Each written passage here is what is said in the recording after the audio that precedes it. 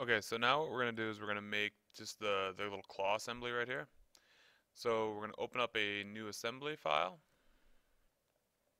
and the first piece we're going to bring in is we're going to bring in part 2.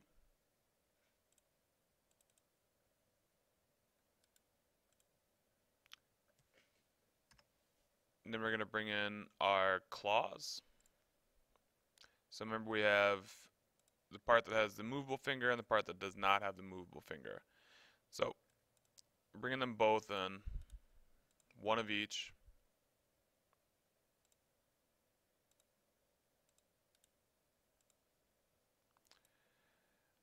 Alright, so now I'm getting, on mine it's a front view, but just a view that looks like this, so you're looking straight at it. And then we're going to use G, and we're going to spin these around. Now if yours came in the right way, that's fine. Mine came in facing the wrong way, so that's why I'm going to spin them around. So they should look kind of like this. Alright, so we have a couple of constraints to do here.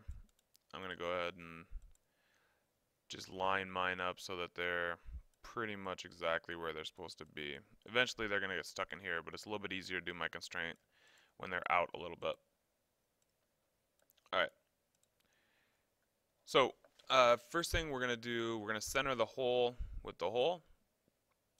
So go to constraint, center of the hole with the center of this hole, and we'll line it up. Now mine dropped below, don't worry about that yet. I'm going to hit apply, do the same thing on the other side. Center of the hole, center of this back hole. Okay, so they're not in the right spot, but they can still move up and down, but they're aligned with that hole, and that's what we want. So the next thing that we're going to do is we're going to constrain the flat surface of our claw with the bottom of this piece. Now it doesn't matter which one of these edges you choose, we're just going to click on one of those edges. And it just lines it up to the level where that edge is at. Same thing on the bottom.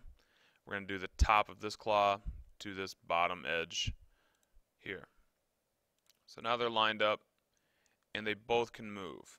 Now in this claw assembly, only one of these moves. The part that you guys cut the circle part in, that's the only one that's going to move. So we need to lock this other one in place.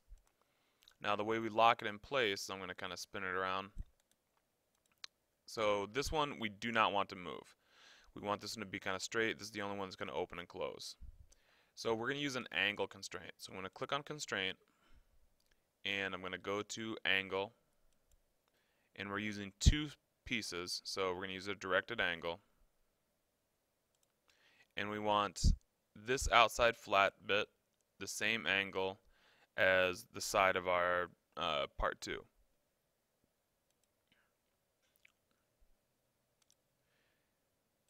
Now if we look at the front, this one should be lined up, cannot move anymore, but this little hand should still be able to move.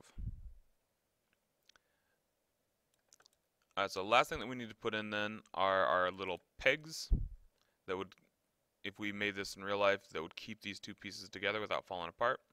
So we're going to bring those in. And those are part 22. So I'm going to go to place, bring in 2 locking pins, and I'm going to constrain them. I'm going to do an insert, and I'm going to insert the end of this peg to the top of this hole. Now you can see that mine went in upside down. So the way we fix that is this little toggle button. We're going to align it the opposite way. So I'm going to click on align here, and it's going to flip it around. Hit apply, do the same thing on the other side, and this one should go in correctly the first time since we've already changed our align button. That's it. So for that little assembly, that's all we have to do. So we're going to save this. So file, save as, and we're going to save this as arm assembly.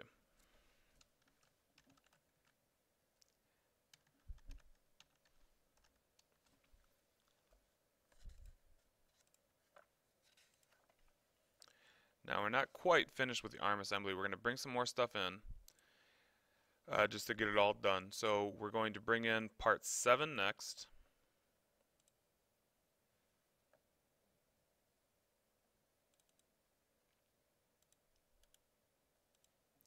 And we're gonna align the smaller hole. There's a small hole and a large hole.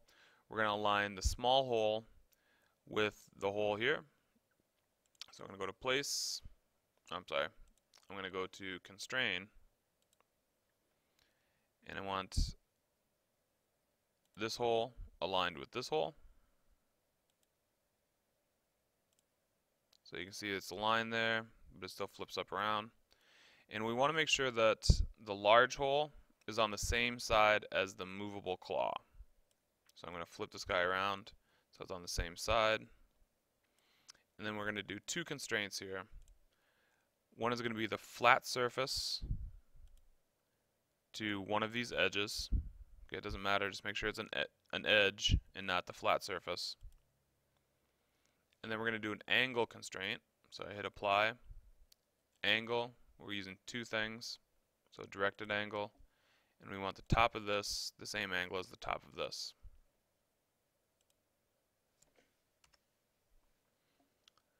Alright, so now we're going to bring in our arm. So I'm going to place in part 1, the arm.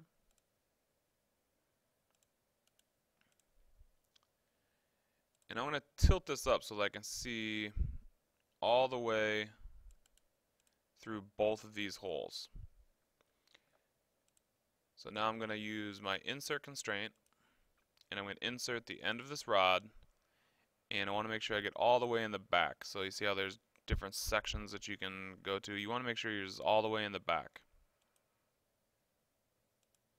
Okay. So now our arm is in there. It's in there all the way. It should be all the way. If you clicked all the way in the back, it'll be all the way into this section. And now we need to bring in our part 3, which is going to be the little pivot part that's going to hold it. So I'm going to place in part 3 our little wrist block. I'm going to turn it a little bit by using G. So I'm just going to kind of turn it so I can see inside that hole. And I'm going to do the same thing. I'm going to use an insert. I'm going to insert the end of this rod into the back of that hole. Alright, now this piece will still spin around, which we do not want. So we're going to use that angle constraint again. So go to constraint, angle constraint. We're using 2, so we're going to use directed angle. And I want this flat surface the same angle as this flat surface. And now it should all be locked together. So the only piece that should move now should be your little claw.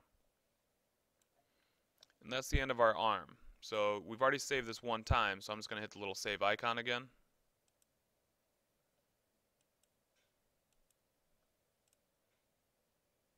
And you'll be done. And that's the end of kind of our claw section here.